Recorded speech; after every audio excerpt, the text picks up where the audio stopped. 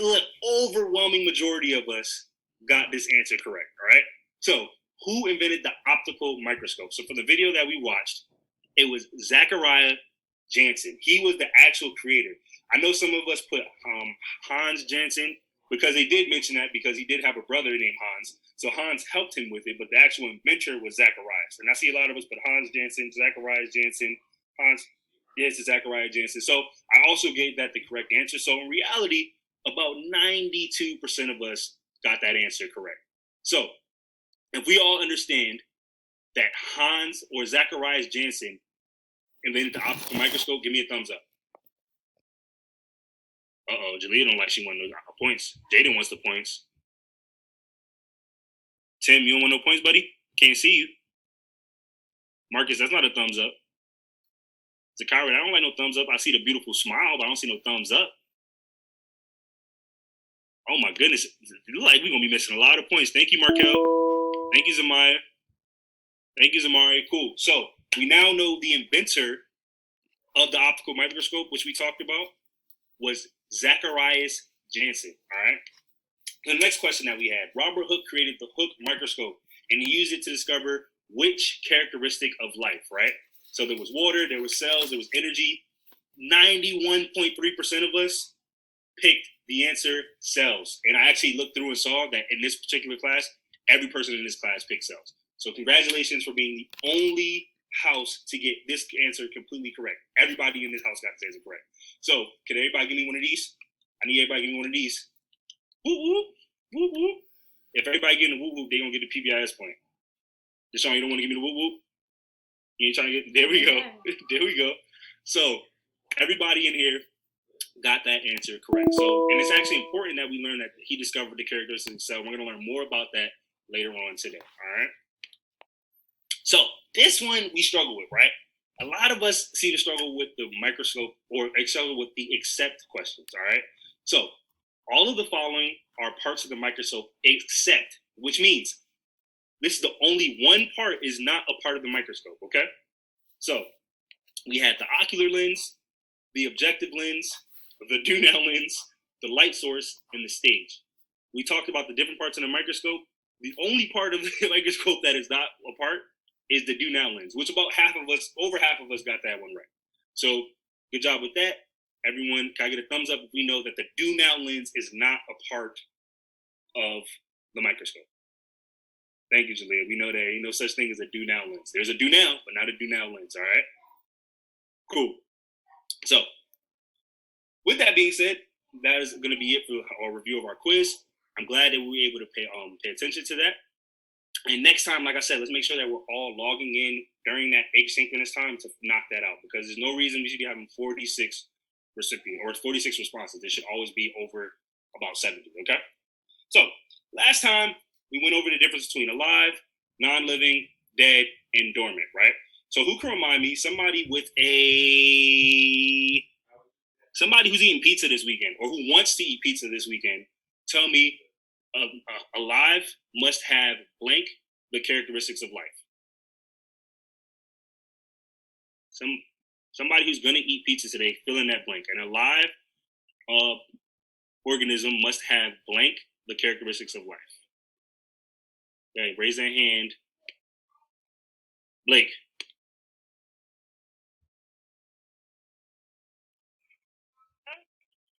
An alive organism must have blank of the characteristics of life. Alive must have.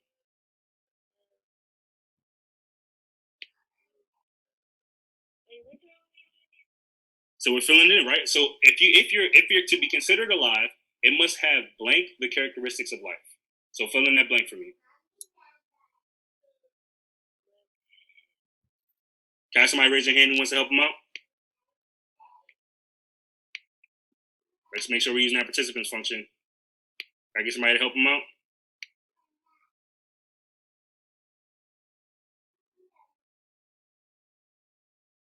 Zakara, you want to help them out?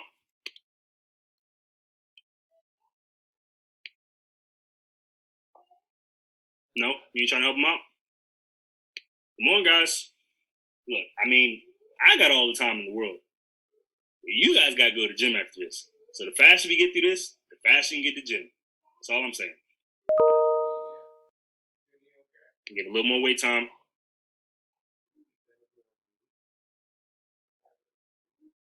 So if you don't know, or if you don't remember, just give me a thumbs up if you don't remember. All right, Jalea, go ahead. You have to have 6 characteristics of life. Yes, and which is, well, not 6 because we have more than those, but you have to have all the characteristics of life, right? So last class we talked about 8 of them, and there's actually 9. We're going to go over the 9th one today, but you must have all the characteristics of life to be considered alive, okay? Thank you for that try, Jalea. For something that was non-living, that means it was what? It used to be what? Oh, well, I'm sorry, I gave you the answer.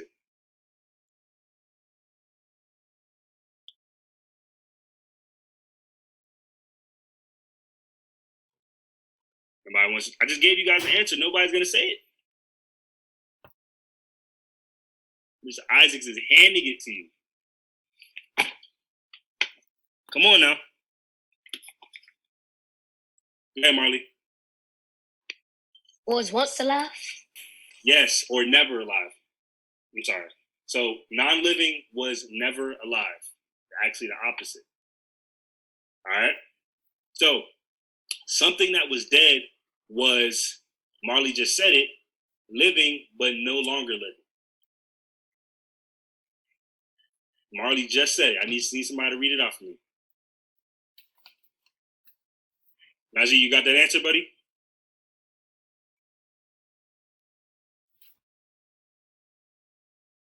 Go ahead, Markel. Non-living. Was not non-living, because if you weren't non-living if you were dead. You were what? Markel.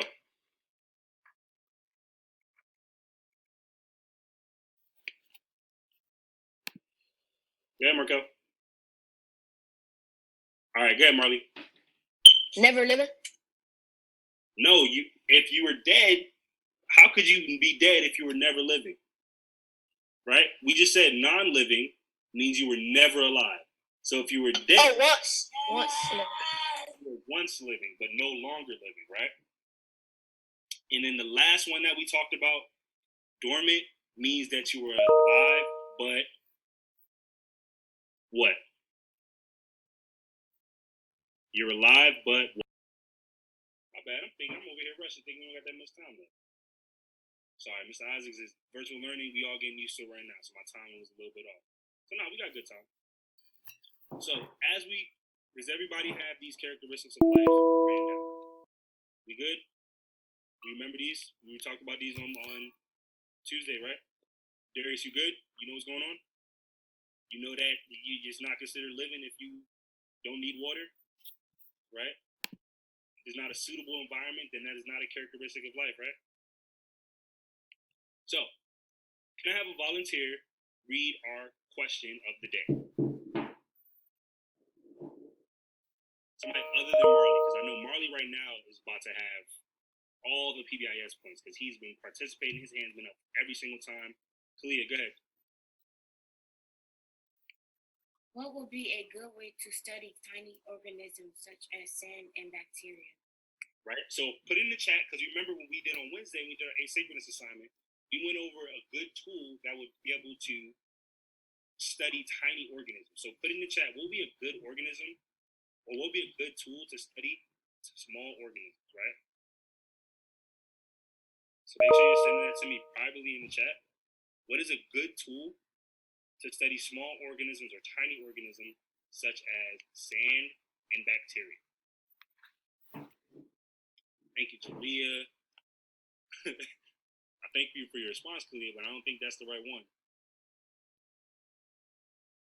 Thank you, Jakayla. I'm sorry. Thank you, Kalia. So again, think about what is a good tool to study tiny organisms such as sand or bacteria. Really, really, really small organisms. How would we be able to see those? Things that to the naked eye it's hard to see.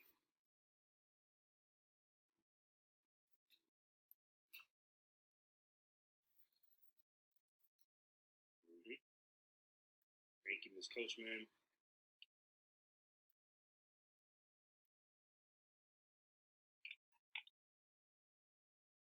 Right, so I'm seeing a lot of really good answers, but the overwhelming answer, which everybody should have put in here, is the microscope, right? So we talked about this in the video, and we talked a little bit about what we call a compound microscope, all right? So how a compound microscope works. The objective is to be viewed in a place on a glass platform that is called the stage, right? So the bright lights reflect off the small plane mirror, and they shine upward through the stage, and the objective lens is above. The viewer looks through the microscope lens to see the magnified image of the objective, or of the object. The knobs on the side of the microscope allow the viewer to move the lens up and down in order to bring the image into focus. All right. So I know some of us may or may not remember, but put in the chat what is this first part of the microscope called, right? So this was on our mini quiz that we just talked about, and we labeled the different parts of the microscope. What was this first part right here that we're looking for? What is this called? Type in the chat to me. What is the first part of the microscope called? Right up here. These are the answers. And it's called the eyepiece lens, right? So this is the lens. We're going to look through the eyepiece lens. That is how we're going to start looking through the microscope, through the eyepiece lens, right? Who can tell me what this part is right here?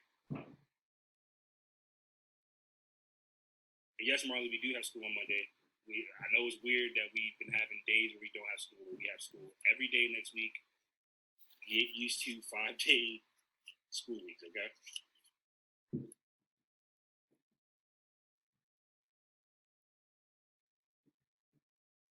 So the next part of the camera, or the next part of the microscope that we're talking about, the compound microscope, is the objective lens, all right? So you remember that? We talked about the objective lens.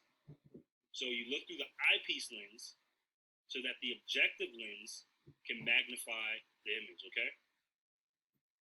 So the objective is to be viewed in a place on the glass, and the objective lens can magnify our image, okay?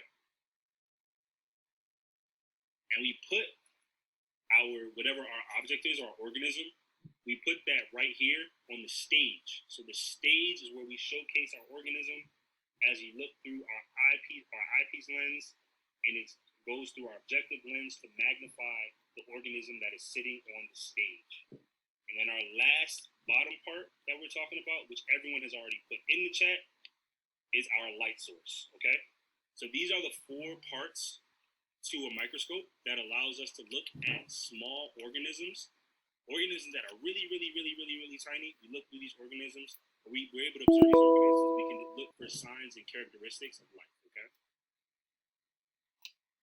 So, now that we've talked about how we look at small organisms, now we're going to talk about what exactly we will be looking at with our microscopes, all right?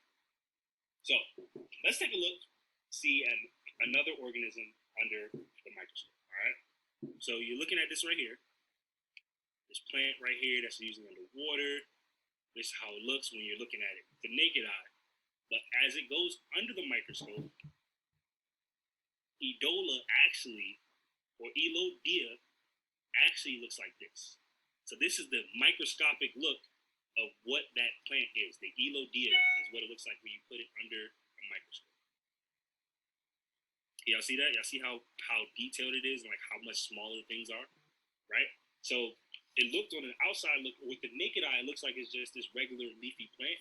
When we actually look at it really, really close, you can see all the small microparticles and all of the small cells that are on it when you look at it through the microscopic lens, okay?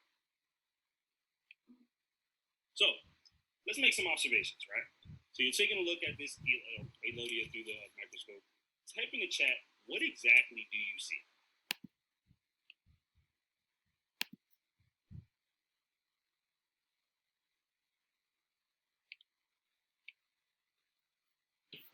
What exactly do you see?